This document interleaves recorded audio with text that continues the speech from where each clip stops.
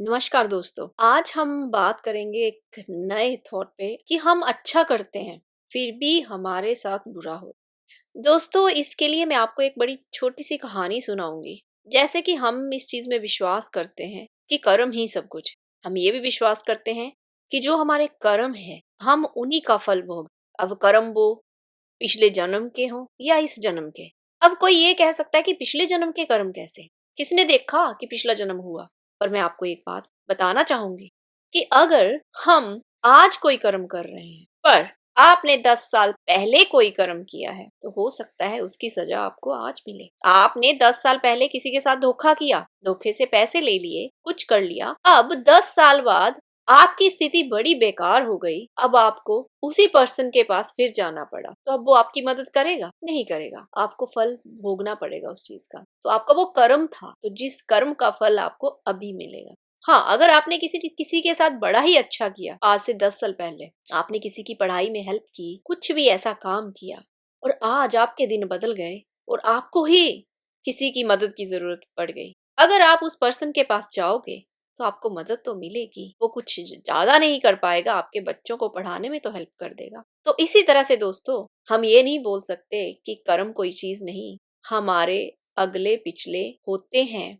ये अपने अपने विश्वास की बात। तो इसी के विषय पे एक कहानी से अब मैं आपको ये बताना चाहूंगी कि कैसे कि हम जब ये सोचते हैं कि हमारे साथ अच्छा क्यों नहीं हो रहा जबकि हम अच्छा कर रहे हैं, तो उस चीज के लिए एक कहानी, उस विषय को समझने के लिए एक कहानी। दोस्तों, एक बार दो फ्रेंड्स होते हैं, वो रास्ते में जा रहे होते। एक बड़ा ही अच्छा होता है जो भक्ति भाव वाला होता है, अच्छे काम करने वाला होता है, अच्छे कर्म रखने वाला होता है। और दूसरा जो उसका फ्रेंड होता है, इन सब बातों में विश्वास नहीं रखता।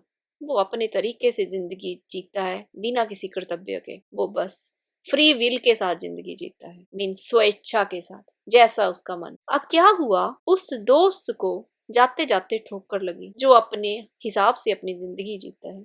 अब जैसे ही ठोकर लगती है, उसने देखा कि एक घड़ा पड़ा है जिसमें खूब सारी गोल्ड के कॉइन्स हैं। बड़ा खुश हो जाता, गोल्ड के कॉइन उठाता है, चल पड़ता। अब जो दूसरा फ्रेंड था, जो अपने काम बड़े कर्तव्य से करता था और भक्ति भाव वाला था, अच्छे कर्म करने वाला था, जो भी मिलता था उसकी मदद करने वाला, किसी का बुरा नहीं करता था, अब उसको ठोकर लगती है। जब दोस्तों उसे ठोकर लगती है तो उसकी अंगूठे में खून निकल आता है। अब उसकी पट्टी पुट्टी करते हैं दोनों फ्रेंड्स कहीं मेडिकल स्टोर में जाके। पर जब वापिस आ रहे होते हैं, पहला फ्रेंड जो अपनी स्वेच्छा से सब कुछ करता है, फ्री विल से सब कुछ करता है, वो उसे कहता है मजाक उड़ा, देख तू तो बड़ा अच्छे काम करने की मुझे भी प्रोत्साहन देता है, पर देख तेरे साथ क्या हुआ। तुझे ठोकर लगी तो खून मिला, मुझे ठोकर लगी तो सोना मिला। क्या फायदा ऐसा करने से? वो बेचारा बड़ा परेशान हो जाता है उसकी बात सुन के, क्योंकि हमारा मन है वो जो है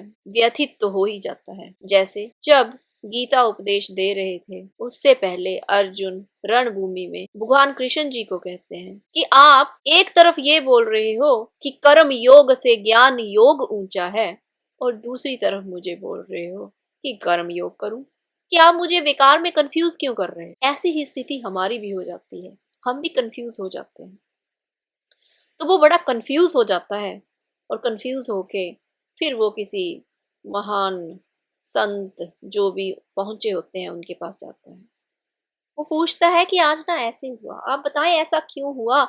मैंने तो जिंदगी में कभी किसी का बुरा नहीं किया, और जबकि मेरा दोस्त है वो कभी किसी का अच्छा नहीं करता। तो उन्होंने बताया कि देख, कि जो आज का दिन था तेरे फ्रेंड के लिए इतना अच्छा दिन था कि आज इसे राजयोग लगना था, आज इसे राज तिलक लगना था, पर इसके पिछले जन्म के कर्म ही इतने अच्छे थे कि इसके साथ ये सब कुछ होना था। लेकिन इस जन्म के उसके कर्म इतने निकृष्ट हैं कि उसे ये चंद गोल्ड के कॉइन्स के साथ ही गुजारा करना पड़ा। फिर वो फ्रेंड बोलता है, अच्छा ठीक है, ये बात तो समझ आ गई, पर अब मेरे साथ ऐसा क्यों हुआ कि मुझे खून मिला? तो उन्होंने बोला कि देख, तेरे पिछले जन्म के कर्म इतने बुरे थे कि तुझे आज फांसी लगनी थी। तूने आज सूली चढ़ना था, पर सूली का सुई बन गया, मीन तेरे अंगूठे में थोड़ा-सा खून निकल गया और तेरा वो कर्म कट गया, क्योंकि तेरे इस जन्म के कर्म इतने अच्छे हैं। तो दोस्तों, जब भी आपके मन में ये विचार आए कि हमारे साथ ही बुरा क्यों हो रहा है, हम तो अच्छे हैं, तो एक बार ये सोच लेना, शायद भगवान हमें बहुत बड़ी प्रॉब्लम से बचा रहा है, कोई छोटे से कष्ट देके। इसलिए दोस्तों, कभी भी अच्छा करने से मत रुकना, अच्छा करते जाइए।